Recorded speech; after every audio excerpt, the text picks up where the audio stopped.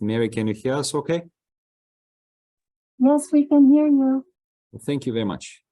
All right, then let us begin. Good morning, good afternoon, everyone. Good afternoon now, I suppose, EST, Eastern Time. My name is Vlad Tarabara. I'm the director of the Center for European, Russian, and Eurasian Studies. And I'm very glad to welcome all of you, those who are present here in person and those who are connecting remotely, to the Brownback seminar today, part of a series Brownback seminar series. Today, we're honored to have Professor Riley, Shawn Riley, from MSU Department of Fisheries and Wildlife. Dr. Riley is Parish, Storrs, Lovejoy Professor of Wildlife Management. And today he'll talk about Sweden and the United States comparative analysis. This is a very loose rephrasing or paraphrasing of the title of the talk that I know you all know. And so I'm curious, very curious what Shawn is going to tell us about Sweden. I know, Shawn, you were a Fulbright specialist in Finland recently, right? Well, it was in Scandinavia, but in both Finland and Sweden. So does this talk will relate to your Fulbright trip to some extent? Yeah, so this dates back to when I was an actual Fulbright fellow, full-year fellow in Sweden. That's where this work initially began. All right. Well, welcome everyone, and Shawn, the floor is yours. Appreciate it.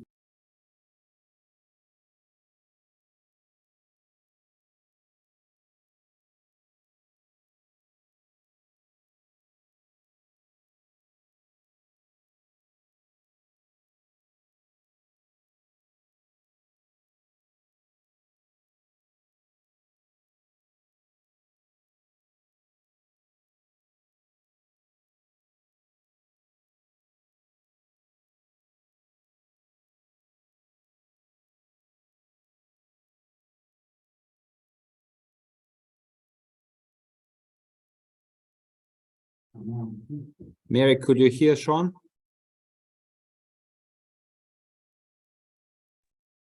No, Can't hear him. Make sure the volume's up. Oh, it's muted on his computer.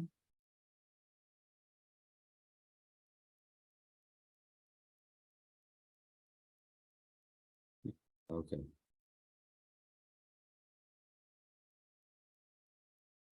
Can Shawn unmute the computer? I think I'm unmuted now. Am I unmuted now? Yes, now we can hear you. Great.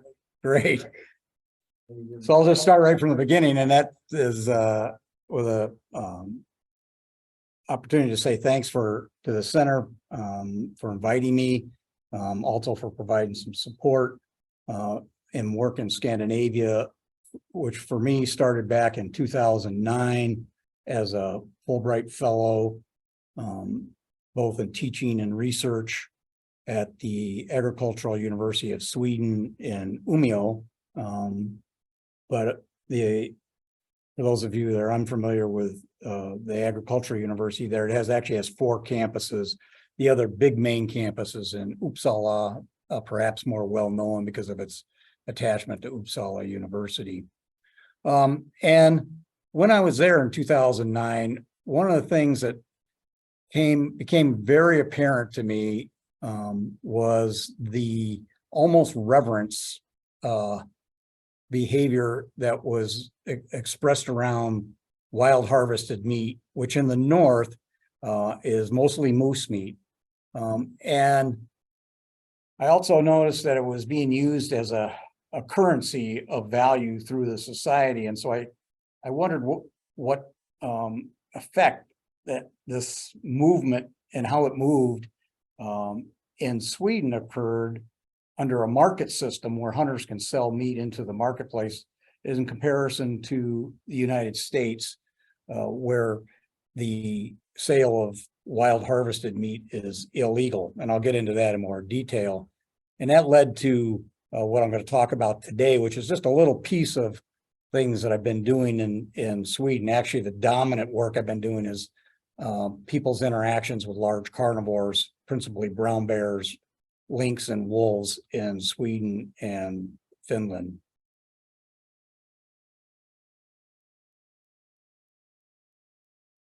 Of course, technology still isn't working quite right, Vlad. Move the cursor down or move the.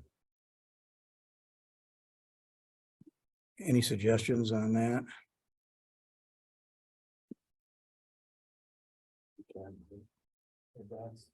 Yeah, it won't advance.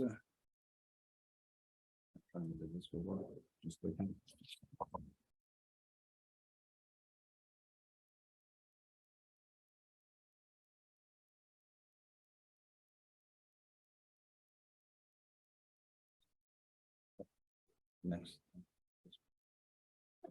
Just for brief acknowledgements to a host of people who have been involved. My principal host is the dean at the Agricultural University in Umeå, Göran Eriksson. Amber Golgan was a doctorate student of mine who spent a year in Sweden. Per Lung was a doctorate student of Göran who spent a year with me over here. John Organ, who is a wildlife historian, as well in the United States, North America, and Shell Donnell, who is a similar capacity, really the patriarch of wildlife conservation, wildlife ecology in Sweden. So this is a probably a different topic than what this group or the center has talked about much, but I guess it's appropriate because it's lunchtime. And that is issue around wild harvested meat, for which there's a long relationship between humans' development, both anatomically as well as culturally around wild harvested meat. And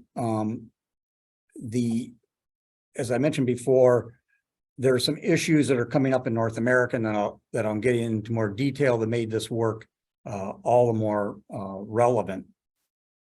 The evidence in Sweden, like North America, is pretty conspicuous and ubiquitous. The picture on the left is a pitfall trap for moose that anthropologists and archaeologists have dated back about 2,100 years old. So for that long a time period, they've been using, at least that long, have been using various methods to capture moose. If you can imagine harvesting a moose in a pitfall trap. But some of the further evidence is where yeah, interesting what else they catch, but all throughout, particularly the northern 2/3 of Sweden, are petroglyphs on rocks, and I come across many in the forest with paintings just like this one that depict a moose typically with a spear, arrow, or knife in it. Again, the more relevance for this relationship that we've had. And yet, when I started asking questions in Sweden, they'd taken for granted, much like we have. They really don't understand the system and how meat moves through society or what effect it has. And so Göran and I wrote a couple of grants here in the United States and in Sweden to take a look at this in parallel. And some of those very little bit of it, the data I'll report on today.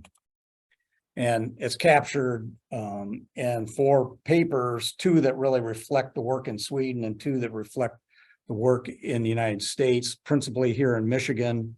And you'll see why it's a good comparative site here in a minute. And there's further work undergoing. I still have a doctoral student who's finishing up an actual cross-cultural comparison of ecosystems, goods, and services provided by wild harvested meat. And it's related to a project that I've just recently gotten involved in when I was a specialist there last fall. the Swedish Armed Forces asked Sheldon to develop estimates of sustainable harvest of meat or wildlife that could produce protein in times of crises or war. And so it was an interesting use that none of us had actually thought about. But the question is somewhat similar to what will be the limits of economic markets should they develop fully in the system.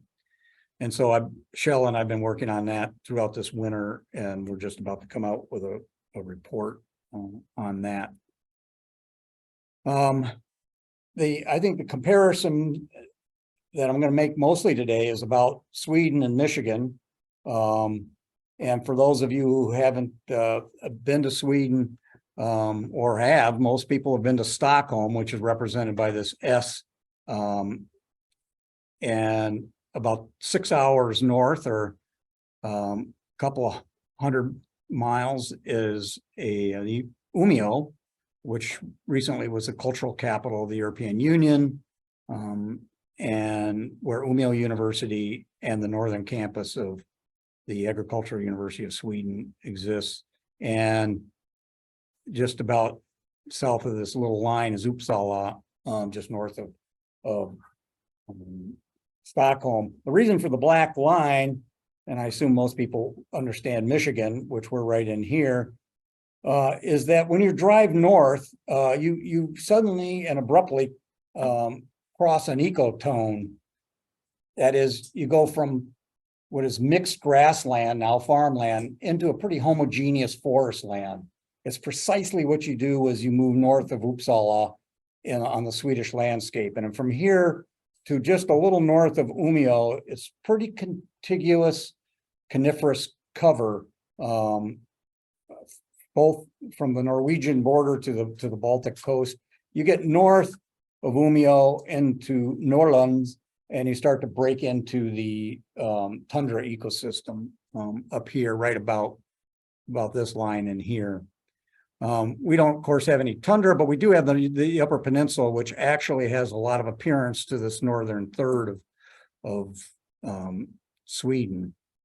There's amazing similarities both in environmental, but also demographics, as you'll see. But also we have some, even though there's a Scandinavian influence in Michigan, we have very different cultural roots and political frameworks from which our regulatory systems have developed.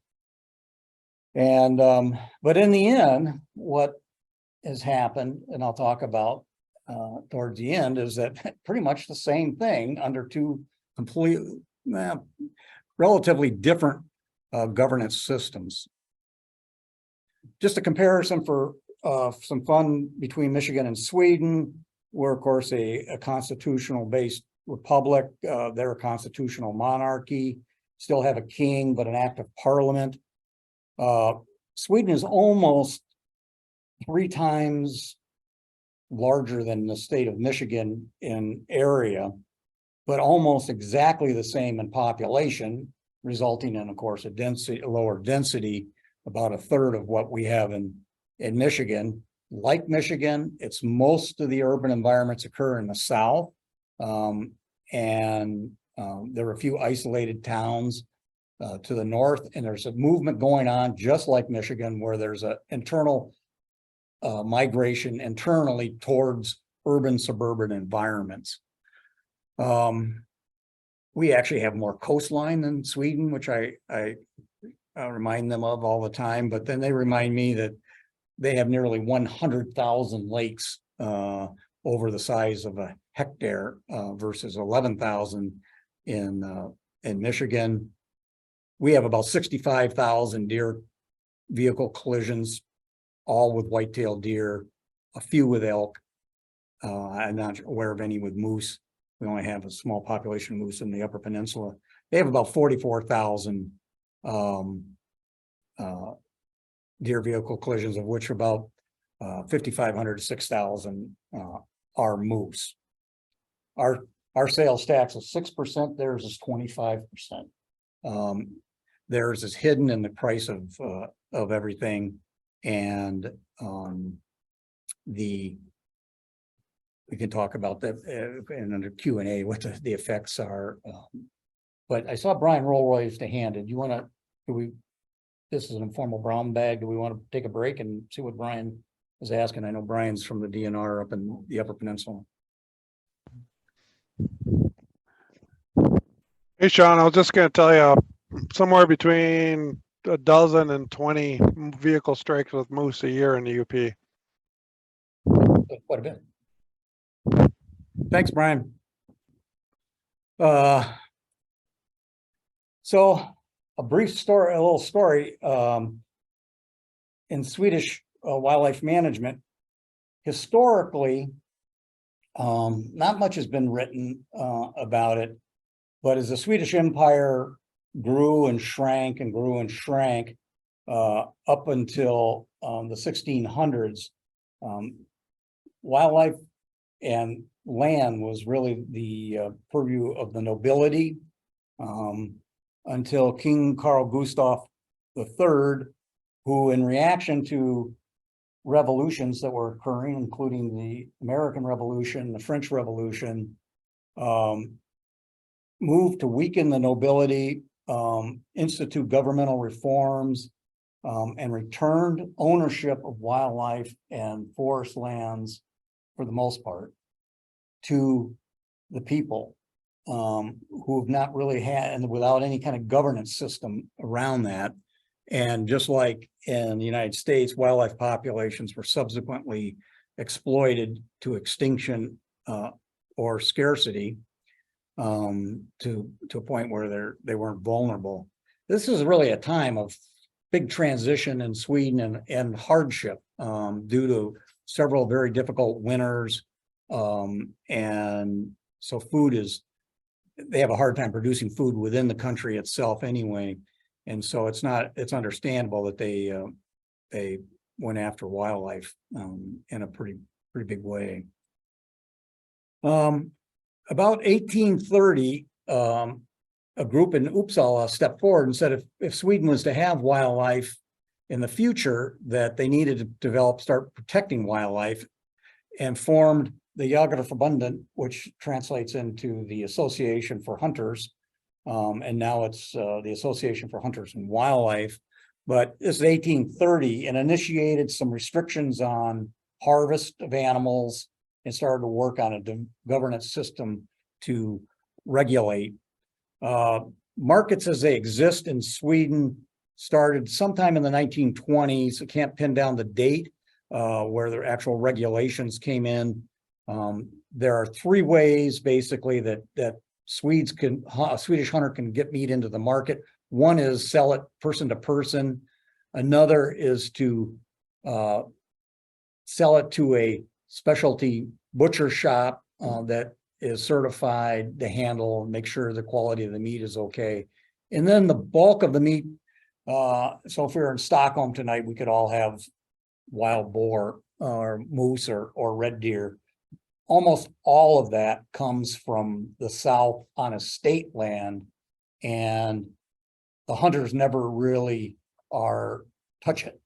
They might harvest it, but all the processing is done under almost like a USDA certification process, and those are branded with that meat is branded differently, but the landowner can then sell that meat into the market. And those markets exist today in those forms, as well as other black markets. Sweden also imports a lot of meat from the rest of Europe. As a comparison, in the United States, of course, the colonization in North America, there was a not as vast of abundance as some artists and writers like to think, but certainly wildlife was a huge motivation for development and pioneering of the landscape and used as trade. This picture depicts a white-tailed deer, certainly beaver and other fur and bird species were involved in a big way. And of course, the adjudication of wildlife really hadn't been settled on until a Supreme Court case, Martin v. Waddell, over oysters in the Raritan River in New Jersey. I won't get into all the details, but the landowner thought because he was granted the land by the King George of England, he owned the oysters. And Judge Roger Taney, who was only really the second Supreme Court justice who did anything materially, said no, given the fact that King George gave you the property, because of the Magna Carta had removed wildlife from ownership of the king, that it didn't hold in the United States, and wildlife would belong to all the people, managed in trust by the state. Roger Taney, of course, is more noted for the Dred Scott decision, very states' rights oriented Chief Justice. Colonization led to exploitation, as well as markets for wildlife, fur, feathers, meat, and much of that demand coming early on from Europe to feed their food systems as well. Of course, and U.S. habitat destruction from a wildlife's perspective occurred throughout, which also made populations more vulnerable. And in the mid 1800s, organizations started to develop to try to rein in the exploitation, and at that same time, there were a host of characters, among them Teddy Roosevelt, Gifford Pinchot, George Bird Grinnell, Ulysses S. Grant, ironically, who saw the decline of wildlife and particularly the iconic bison as a loss of American treasure, and set forth to try to conserve that wildlife, creating the Bronx Zoo, for example, to try to save bison, but also develop this code of ethics for conservation, and even coining the term conservation. Now, this is not the starting point of wildlife conservation by any means in the United States, but it just so happened that when Roosevelt was cast into the presidency because of the assassination of McKinley, many people think that the assassin was actually the father of conservation, because Roosevelt, who was Roosevelt, who has been put in by the Republican Party as into the vice presidency as a holding spot, so he wouldn't become president, suddenly was president, had to give a speech upon the death of McKinley, reached into his vest pocket, and the speech he had was about conservation. Hard to imagine today that such a first speech to the American people would occur, but it was heavy on his mind, and he probably did more to conserve more public land in the United States than all the other presidents combined. But he also set down some very strict regulations to recover wildlife, and that was the elimination of markets in dead wildlife, including meat. That was relaxed for fur and some feathers, and still is. The situation occurring now is that we have abundance of some animals like white-tailed deer, to the point where because it's coincidental with a decline in hunter numbers associated with the baby boom bubble moving through the population, that some interests have been in developing markets, economic markets, for incentive for a higher harvest where that might be needed. And of course, that's runs counter to some of the founding principles in North America around conservation of wildlife, which was all about restoration, not about managing abundance. And so that question is currently being raised and debated, for which some of the information that we've had, particularly now that I have comparison with Sweden, can help us I think, with more informed decision-making. The difference between Sweden and the United States in respect to the role of hunting in wildlife, and the role of hunting principally or ostensibly is about controlling of wildlife populations, production of meat and recreation, and revenue to fund other conservation efforts. I cast it when I was in Sweden that this could be capsulized between the dog, the gun, and the coffee, and the differences, similarities and differences within the United States. In the United States, for the most part, except for some southern states, it's illegal to use dogs to chase wildlife because the Boone and Crockett Club and others have laid out idea of fair chase. We do run some species like black bears in some states, bobcats, lynx, and some other species, and deer, and most principally in southern states. But in Sweden, it's illegal to not hunt with a dog.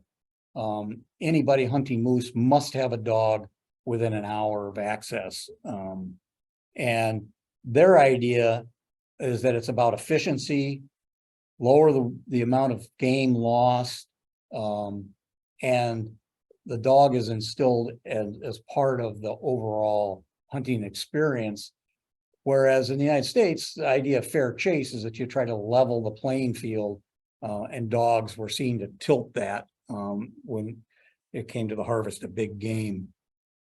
The gun, certainly anybody right now listening, will hear the debates on Second Amendment and individual freedoms within the United States around guns, which is not the case in Sweden. It's one that has some of the strictest gun laws on the planet. And yet it has roughly the same proportion of people hunting as Michigan. But it's also about proficiency. It's a year-long training course to become a hunter. You have to take a year-long course in gun safety and handling that parallel with that. And so it's quite an endeavor. And they have very low recruitment of hunters, very high retention, because it takes something to get there, and they're held in high esteem because they do lots of other things. And so there's a lot of focus on killing with a one-shot humane kill. Certainly doesn't happen all the time. But they have developed systems for testing. The other, that in the metaphor of the coffee, is about the individual achievement versus a collective interest in society. And I cast it as a all for one individual achievement versus one for all, as a differences between the two cultures. And particularly when it comes to hunting, because the hunting system evolved into one of teams. And so all the land is private. There is no public land except for a few parks.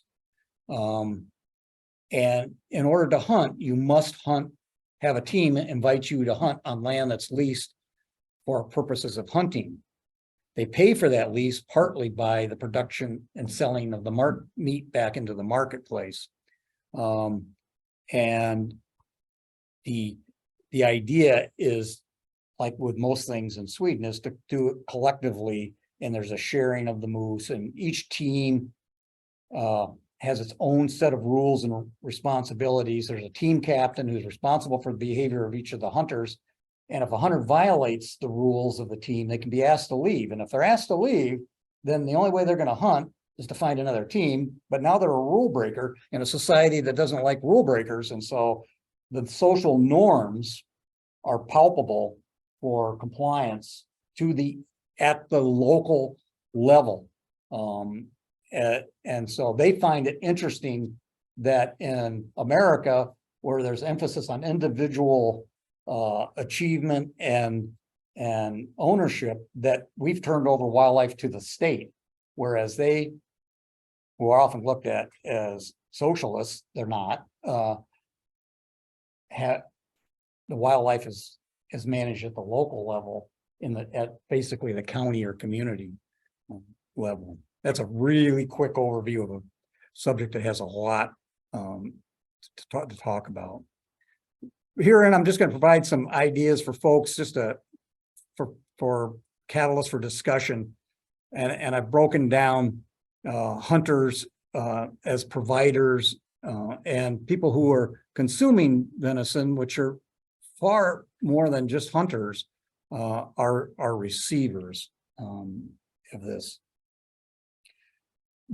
Just for the picture on the left is Emma Persson, who was the gamekeeper for the King of Sweden at that time, and it's with his first Michigan white-tailed deer that was taken 20 minutes after he put him in a stand.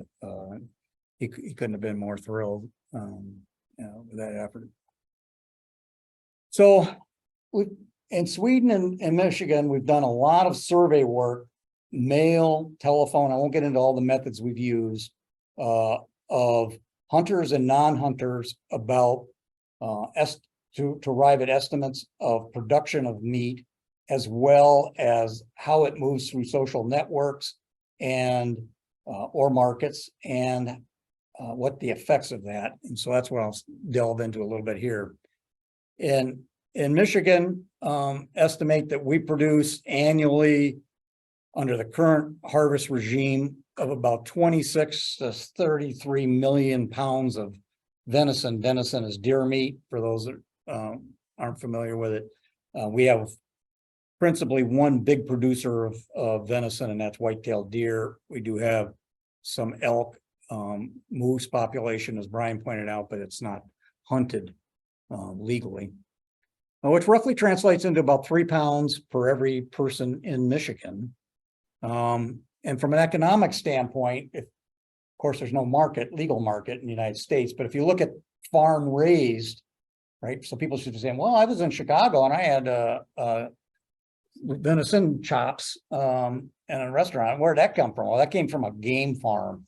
That's under the purview of the USDA and the agricultural, just like livestock. But if you look on the web, you can buy venison at $10 to $20 a pound right now, which could create total from our recreational harvest of close to $700 million worth of meat on the market. We don't know how much is imported.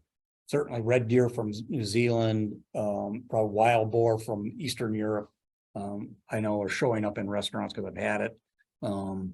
And I'm sure from other places as well. Ironically, or coincidentally, Sweden produces we estimate they're about 30 million pounds of venison. Now they have moose, red deer, roe deer, and fallow deer as the 3 principal deer species. Most of that meat production is coming from moose, and they produce about right now 18 million pounds of wild boar as they try to get that population under control, which comes out to darn near 3 pounds a person in Sweden, and same economic value. But they import, the difference is we can get an estimate of their imported meat, which is about 44 million pounds, which is more than exceeds the recreational harvest part, principally coming from, again, Eastern Europe, Australia, New Zealand. So what's the extent of sharing that occurs? The lower 2 bars are the numbers of hunters participating in a deer hunt in black in Michigan and the blue in Sweden. Roughly 325 to 50,000 successful deer hunters in Michigan dispersed wild harvested venison to almost 2 million people on an annual basis. Our estimates in Sweden, which are a little more difficult because of this issue of imported and the preponderance of imported meat, it's hard to get an accurate survey question. About 3.5 to 5.5 million people in Sweden consume at least one venison meal per year. And within that is, we know is wild boar mixed in there, and we don't know really what the error is on that estimate. So it's a pretty big multiplier on how this moves through society, which is a whole nother talk on. But it's moving principally in Michigan. We don't have quite as good a handle on it in Sweden yet, but we will. In terms of the consumption, right? And so there's a relationship. People who hunt consume more venison. Duh. And those who don't. So the way for a non-hunter in the United States is really needs to know somebody. They can't go to the market like a Swede can and buy it in the marketplace. When we look at how it's transported or transferred, when we of the general public, we get and non-hunters about the same, that most of it goes to people in a fairly closed social network, members of a household, relatives that are not in the household, and some friends or neighbors. And when we've asked hunters in separate surveys where the meat goes, which is the red bars, it comes out just about the same. They're putting it, in, so which affirms our findings from the non-hunting respondents. But the point is that the United States is in a fairly, you need to know a hunter or have some connection to someone who knows a hunter in order to get this, but it's still spread out to a fairly wide level of people. So in the one of the things, there's a whole bunch of ways we're using this data right now, but one of the things that Yoran and I were particularly interested in is, did this have any effect on people's attitudes towards nature, wildlife, and or hunters and hunting?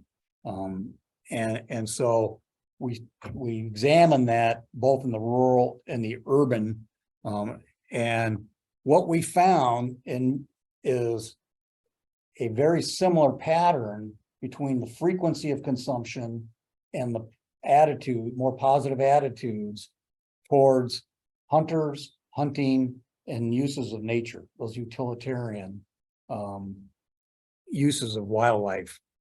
And the same effect, I won't show all the day, but occurred in the urban, but it's muted versus the rural.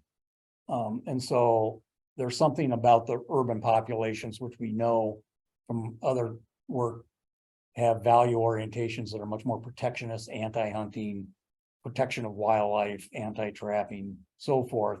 And so there's lower probability already that they're going to be supportive of those uses of nature. Interesting thing to me was how similar the patterns were and the effect on with the frequency of consumption versus attitudes towards these variables. And so what was going on, and that's the current doctorate student is actually through qualitative work, interviews in Sweden and Michigan, has proposed that what's happening is that wild harvest of meat really provides several ecosystem services. One is provisional, it's providing protein. And it could be a nice meal for some people, or it's a physical gift. But what else is happening is that there's a cultural ecosystem service in the transaction that people tell stories. People get to know that are not hunters, get to know hunters through this exchange system that connects them back to nature. And the reason I threw a picture of Aldo Leopold, who was a philosopher, probably the philosophical patron of wildlife conservation in the United States, he talked about Buck's split rail values. In other words, values that sort of interactions that made us think about our early beginnings and or reminded us of the human land connection. And what Amber's been finding out is that, in fact, in Michigan, there is a very strong connection between the consumption of that wild meat. It's not that you can sit somebody down in a chair, stuff them full of venison, and they're going to go, I like hunters. It's not just that quite that direct. So we're exploring whether having a market system in place mutes that, such that at least that aspect is lost. So just a few thoughts to wrap this up. In the absence of markets, hunters still in the United States, well, if Michigan's an example of the United States, distribute fairly widely. It's a 3 or 4 multiplier minimum, and maybe more through the society, but it's closed social networks. Because the networks are greater in Sweden, we attribute that to the market, the availability of meat in a market. And of course, I haven't talked about reindeer at all, which is a confounding factor in Sweden, but dominantly in the north. And what we have found is that in the north of Sweden, very rural, people are part and parcel. The social transfer of meat is like it is in Michigan, enclosed social networks, except for the purchasing of reindeer. And that's a sort of a separate entity. In the South, it's acting very different because it's much more tied to restaurant and a formal food market. We know there are cultural ecosystem services that occur through mechanisms other than the consumption of meat that I've just talked about. And we can't necessarily expect those same benefits if formal markets develop. And so the reactions and the findings relative to attitudinal formations may not exist under a market system. I think in conclusion, just for today's, is the similarities between the outcomes under 2 different governance system, one that is developed markets. And really, if you trade, this year will be the 418th year of the Jokkmokk market in northern Sweden, where there's a transfer of lots of wildlife parts and meat, to similar to, and the outcomes to the system that we have evolved here in the United States.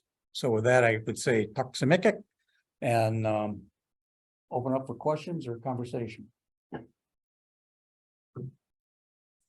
So this probably wasn't exactly part of your talk here today, but what is the prospect for there ever being change in the market In the United in States, the United States? there's several A states. while ago when that was outlawed, obviously. Yeah. Well, I think there are several states that have introduced it into the, it's going to have to come in through the legislature, who are actually the trustees of wildlife. They've State level. at the state level. It won't happen at, I don't think, I can't imagine a way it could happen at the federal level. And then how it takes place. So New Jersey, for instance, has had several rounds of this coming in and out of the legislature. There's not much support as a generalization among agencies because of the fear that demand will quickly outstrip supply. But a lot of things have changed, right? Our ability to count animals, our ability to regulate human behavior since Roosevelt's day. My guess, and this is just a venture from conversations that have been going on within the profession, it's going to start someplace like the suburbs, where they've got lots of deer All over in their nuisance. and they're, and people have this tug of war of their values with, they like to see wildlife, but they like to also have hostas and gardens and not hit them with cars and so forth. And they don't have that much access to the meat. And so I could see where that kind of a market could develop at a very local level, but we'd have to get, it would take some active governance efforts to So we create have that. some local culling that goes on, right? I think in East Lansing. Right. So, And almost all that meat, without many exceptions I can think of, go to food pantries. Right. So it has a social benefit in It- some sense. In some sense, yeah. Yeah, Compared with other states, is Michigan really a perfect comparative basis? well, as I remind my Swedish colleagues, the United States is a collection of 50 nation states. In the sense that, Becoming more so. and maybe yes, and with probably Texas and Florida, Oklahoma, those who came in late to the United States, but were under Spanish land grant, if you will, have pushed this Martin v. Waddell, which really leaned heavily on the Magna Carta, because they're saying Magna Carta didn't apply to us. We were Spanish at that time. And so no one really wants to, this Supreme Court decision is held up repeatedly over and over and over and over again. And most of the states, except for Oklahoma, Texas, New Mexico, and Florida. And nobody's really wanting to press that, but so for whitetail deer states, which are dominated by Minnesota, Wisconsin, Michigan, New York, and Pennsylvania in terms of biomass, it's probably a pretty good laboratory or sample.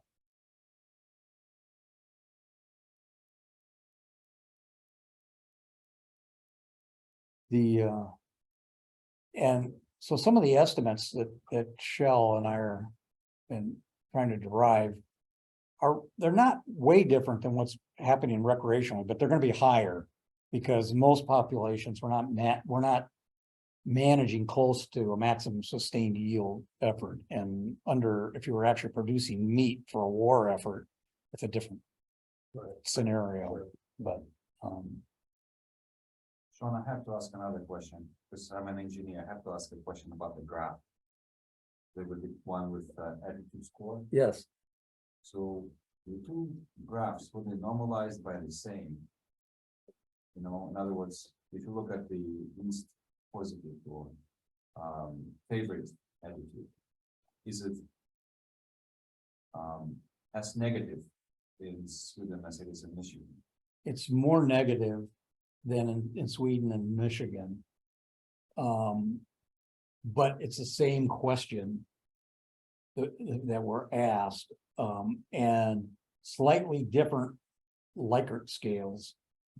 But we normalized them with other questions to normalize that data. So the normalization, same normalization applies to both, right? So we can. Right. I was a bit surprised that for Sweden, the curve wasn't flatter. Given, again, that this common market, I'd expect there would be less polarity in even. And so that polarity increases as you go from rural to urban on a nice gradient. It would be flatter in the northern third, which is like the equivalent of the northern 2/3 of Michigan. But down in the estate land part of the country, and Stockholm makes up so much of Sweden's human population. It's influenced what happens in Stockholm County commune. Really, if you did it on a probability sample, so I've got one of our papers shows what the effects are in comparison along that gradient.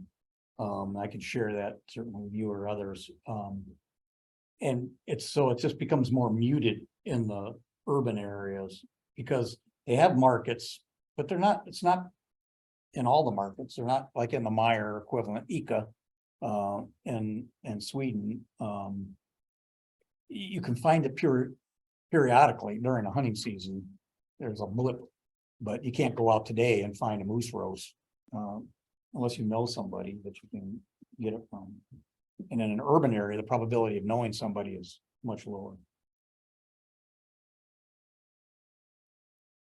And moose are thriving. Moose are thriving. And so it's, from a game management standpoint, it's interesting. Like last year, they harvested about 95,000 moose in an area only 3 times the size of Michigan. Amazing. But they do that You because probably have 95. it was as high as 145 to 155,000 back in the 80s, when they were trying to reduce the population to protect forest land from herbivory. They can do that because 50% of the harvests are calves. And that's a norm. No one says you have to shoot 50% of the moose you shoot have to be calves, but it's a successful, biologically sound process, and it's governed by norms within the hunting team. And between the interaction between hunting teams. Contrast to fish size, and trying to Right. avoid getting used. Right, because people want big fish, but there you're actually competing with predators by harvesting calves, which have the highest probability of death, except for the very old. You can't tell who Do those they are. taste better? What's that? The calves taste better? They're good. They're tender, and a calf moose is still a sizable critter. Right. So, and then the meat is distributed interestingly on these hunting teams, and each hunting team has its own algorithm. So they might, and depending on the size of the land, that's how many hunters it might support. And they build lean-tos and fix up their cabins and trails and fences and all these other things in the summertime and the fall. So how often do you participate in that? Were you there for the hunt? Did you help get the moose out? Did you butcher? And there's some, They'll pay your dues in the sense. right, but it's collectively decided upon how that'll be, and some people, and that's one of the things that's now pulling the fabric of social norms apart, is that people have jobs. This internal migration has taken people to the urban areas. And now they get doing all the other things that urban people do. They don't get back out on a 3-hour, 4-hour drive to their hunting area. So they might be members and they might get a roast, but they might only hunt once a year, a year or something like that. And that's going to have a significant effect on their ability to control the moose harvest. And so in some ways, it's similar to the reduction of hunters here in a way, different kind of. They're not experiencing the same reduction we are, but we're experiencing a reduction for the same reason. Baby boomers are aging out. Internal migration is moving people towards the urban areas, suburban areas. Now, of course, as an archer, and someone who hunted here as a teenager, but not since, and we have a long archery season here, right? Right. It's makes it attractive for people who want to learn how to shoot a bow and arrow, so they have a longer season sometimes. Is there anything like that going on in Sweden? Is there any kind of a Archery is season illegal or anything? because of the wounding rates and Not actually. just like trapping for the most part is illegal. And social welfare issues. There's some discussion now of crossbows in the same places they are here, urban, suburban areas, and I mean, not in downtown Stockholm by the Riksdag, but if you just go out one neighborhood band out into Östermalm, there you'll see roe deer at night, coming in the same way white-tailed deer do, working gardens and hedgerows and greenways. And so and behind those come Eurasian lynx. So now they have lynx inside of Stockholm city limits. Okay. Brown bears one level out, wolves now at Årbo, just another band, we're 25 miles outside of Stockholm, you have wolves. So they're gonna have some, you know, this is a hard deliberation for Swedes to do something fast like that, but so archery has not played a role. And it goes back to that issue of proficiency, efficiency, Humane kills. humane kills, and so one of the difference I noticed right away in hunts that I've been involved with there is you never hear anybody say, you should see the moose I got. Oh, Vlad got a really big moose the other day. Say, you should see the moose we got. Individual. Right, you should see the moose we got. Oh, we got a really big moose the other day. You on the see wall. very little of that. You see more birds like this capercaillie here. That's Scandinavian answer to turkeys. Long, Frank, long, gotta run, but yep. really enjoyed this. Great. Nice. Thank you. great, thanks for coming. If, I wonder if, Any questions from the audience connecting remotely?